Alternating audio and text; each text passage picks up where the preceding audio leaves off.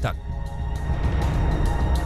दूसरी लहर अभी खत्म नहीं हुई और तीसरी लहर की चेतावनी दी जाने लगी है। जानकार कहते हैं कि तीसरी लहर से बचने के लिए सबसे महत्वपूर्ण तरीका यह है कि उसके आने से पहले ही देश में ज्यादा से ज्यादा लोगों को टीका लग जाए, यानी सभी लोग वैक्सीनेट हो जाएं। और इस मामले में ब्रिटेन से हम सीख भी ले सकते हैं, जहां पर वैक्सीनेशन ने कोरोना की तीसरी लहर के असर को काफी हद तक कम किया है।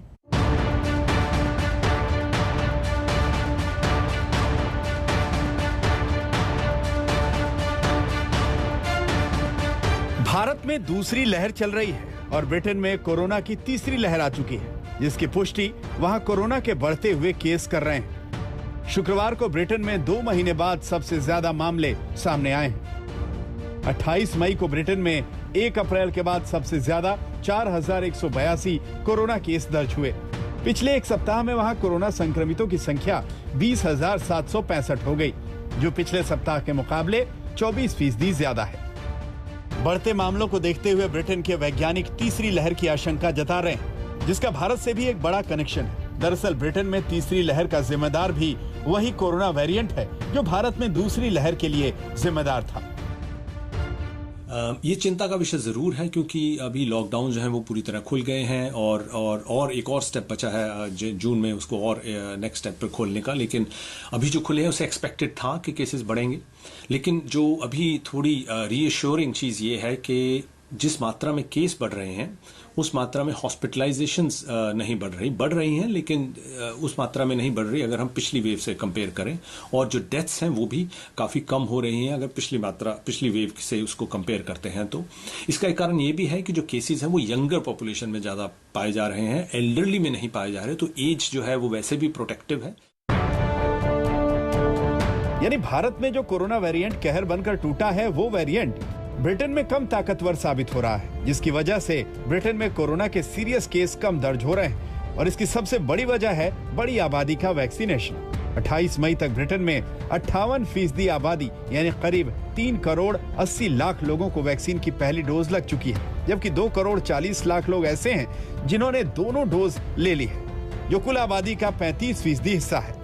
ब्रिटेन के स्वास्थ्य विभाग ने अनुमान लगाया है कि वैक्सीनेशन की वजह से 60 वर्ष से ज्यादा उम्र के 13,200 लोगों ने मौत को मात दी है। ब्रिटिश विशेषज्ञों का कहना है कि ब्रिटेन में जिन लोगों को दोनों वैक्सीन की डोज लग चुकी है, उनको कोरोना संक्रमित होने पर अस्पताल में भर्ती करवाने का चांस सिर्फ 20% है। यानी ब्रिटेन में कम वक्त में ज्यादा से ज्यादा वैक्सीनेशन के जरिए कोरोना की तीसरी लहर से होने वाले नुकसान को कम से कम करने में कामयाबी हासिल की है। में हॉस्पिटलाइजेशन और डेथ्स जो है वो कम है थर्ड वेव की। इसका एक कारण ये भी माना जाता है कि जो एल्डरली हैं या जो जिनकी इंक्रीजिंग एज है उनको वैक्सीन लग चुकी हैं, 2 डोजेस भी लग चुकी हैं। बहुत लोगों को 70% के करीब को सिंगल डोज लग चुकी है यूके में। तो वो भी माना जा रहा है कि वो जो वैक्सीनेशन है वो बीमारी होने को तो उतना नहीं रोक रही, लेकिन उसकी जो सिवियरिटी है और जो डेथ्स होती हैं उसको वो बड़ी मात्रा में शायद रोक पा रही है, और उसी का हम रिजल्ट देख रहे हैं।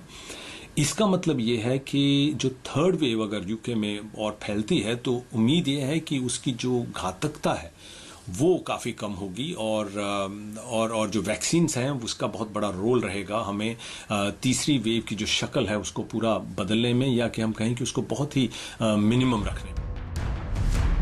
ब्रिटेन एक परफेक्ट उदाहरण बनकर उभरा है इस बात का कि अगर ज्यादा से ज्यादा लोगों का वैक्सीनेशन किया जाए तो भारत में भी तीसरी लहर का उतना असर नहीं दिखेगा जितना दूसरी लहर में दिख रहा है। लेकिन भारत में वैक्सीनेशन प्रोग्राम की सांसें फूल रही हैं।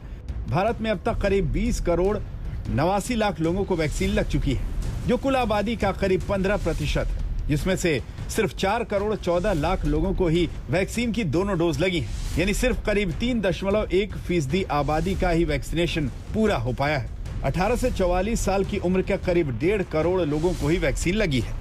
जानकार कहते हैं कि अगर यही रफ्तार रही तो भारत की पूरी आबादी को वैक्सीन देने में 4 साल लग सकते हैं, जबकि कोरोना की तीसरी लहर इसी साल आने की भविष्यवाणी की जा चुकी है। यूनाइटेड किंगडम में देखें तो वहां पर 50% से ऊपर लोगों को वैक्सीन की पहली डोज दी जा चुकी है। बहुत ज्यादा लोगों को दूसरी डोज दी जाए, इसके लिए एस्ट्राजेनेका के वैक्सीन का डोज गैप यूके सरकार ने फिर से कम कर दिया है।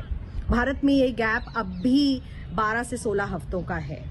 भारत के सामने वैक्सीन लाना एक बहुत बड़ी चुनौती है और B1617.2 नामक वेरिएंट जो यूनाइटेड किंगडम में भी दिख रहा है लेकिन भारत में भी दिख रहा है, तीसरी लहर को दस्तक देता हुआ दिखाई देता है। इसीलिए भारत की चुनौतियों का जवाब इस वक्त वैक्सीनेशन है और शायद यही कारण है कि बाहर की विकसित देशों की वैक्सीन इस वक्त भारत में जल्द से जल्द लाना बहुत बड़ी चुनौती है। यानी तीसरी लहर को मात देना है तो उसके आने से पहले ज्यादा से ज्यादा लोगों को वैक्सीन की डोज लगवानी पड़ेगी, जिसके लिए ज्यादा से ज्यादा वैक्सीनेशन सेंटर खोलने की जरूरत है। लेकिन एक कड़वा सच ये है कि वैक्सीन की कमी से मौजूदा वैक्सीनेशन सेंटर भी बंद करने की नौबत आ चुकी है। दिल्ली से मिलन शर्मा के साथ आज तक ब्यूरो।